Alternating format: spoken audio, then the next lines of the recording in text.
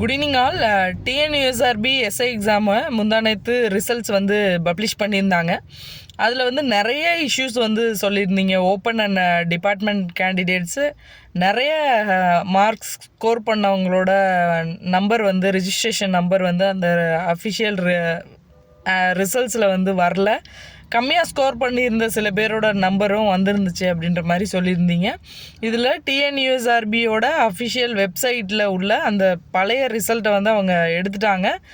இப்போ புதுசாக ஒரு நோட்டீஸ் மட்டும் ரிலீஸ் பண்ணியிருக்காங்க. அதில் என்ன மென்ஷன் பண்ணியிருக்காங்கன்னா, இந்த மாதிரி சாஃப்ட்வேர் எரர்னால இந்த மாதிரி ரிசல்ட் வந்து பப்ளிஷ் ஆகிடுச்சு. இன்னொன்று departmental candidate and open candidate 2 பேருக்குமே காமன் எக்ஸாம்ஸ் தான் நடக்கணும்னு ஜிஓவில் இருக்குது. அந்த மாதிரி தான் எக்ஸாம்ஸ் வந்து கண்டக்ட் பண்ணோம். ஆனால் டிபார்ட்மெண்டல் கேண்டிடேட் சில பேரை நாங்கள் ஓப்பன் கேண்டிடேட்டாக கன்சிடர் பண்ணி இந்த மாதிரி ரிசல்ட்ஸ் வந்து ரிலீஸ் ஆகிருக்கு. இது வந்து சரியான ரிசல்ட்டாக இல்லை. நாங்கள் வந்து 1:5 ரேஷியோ, அதாவது ஒரு போஸ்டிங்க்கு 5 கேண்டிடேட்ஸ் வந்து செலக்ட் பண்ணுவோம். அது வந்து வெகு விரைவிலேயே வந்து சரியான ரிசல்ட்ஸ் வந்து நாங்கள் ரிலீஸ் பண்ணுவோம் அப்படின்ற மாதிரி சொல்லியிருக்காங்க. இதில் பார்த்திங்கன்னா அவங்க சொல்லியிருந்தாங்க, பழைய ரிசல்ட்ஸில் சொல்லியிருந்தாங்க, இந்த மாதிரி February 24 to March 2 நாங்கள் ஃபிசிக்கல் வந்து கண்டக்ட் பண்ணுவோம் அப்படின்ற மாதிரி சொல்லியிருந்தாங்க.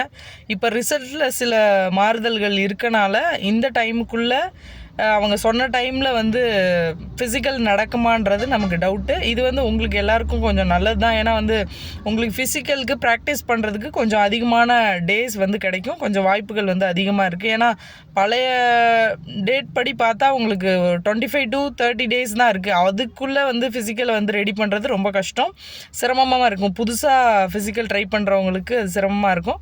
இப்போ வந்து மேபி ரிசல்ட் வந்து புது ரிசல்ட்ஸ் அனௌன்ஸ் பண்ணுவாங்க. அதில் சேஞ்சஸ் இருக்கும்.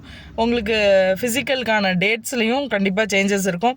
அதனால் வந்து எல்லோரும் நல்லா பண்ணுங்கள். நிறைய பேர் ஹார்ட் ஒர்க் பண்ணியிருப்பீங்க, நிறைய மார்க் ஸ்கோர் பண்ணியிருப்பீங்க.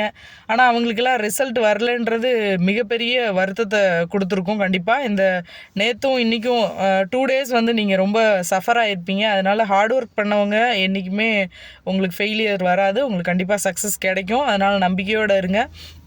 நீங்கள் எப்போலேருந்தே ஃபிசிக்கல் ஸ்டார்ட் பண்ணுங்கள். இது ஒரு வாய்ப்பாக எடுத்துக்கங்க. உங்களுக்கு ஏன்னா ஒரு முன்னாடியே ஒரு ஹிண்ட் கிடைச்ச மாதிரி நீங்கள் அதை எடுத்துக்கிட்டு நீங்கள் அந்த வாய்ப்பை வந்து பயன்படுத்திக்கணும்.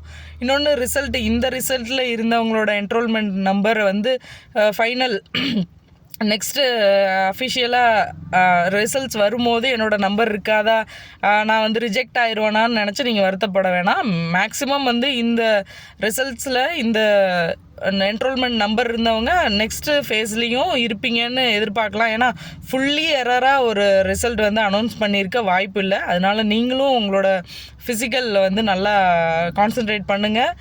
மற்ற கேண்டிடேட்ஸ் நல்லா பண்ணியிருக்கோம், எனக்கு கண்டிப்பாக வரும் அப்படின்ற நம்பிக்கையோடு, நல்லா ஸ்கோர் பண்ணியிருக்கேன்ற நம்பிக்கையோடு இருக்கவங்களும் ஃபிசிக்கல் ஸ்டார்ட் பண்ணிடுங்க.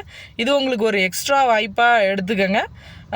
கூடிய விரைவில் வந்து ரிசல்ட் வந்து அனௌன்ஸ் பண்ணுவாங்க. அதில் எல்லாருக்கும் பாசிட்டிவான ரிசல்ட்ஸ் வர்றதுக்கு உங்கள் எல்லாருக்கும் வாழ்த்துக்கள். Thank you all the best.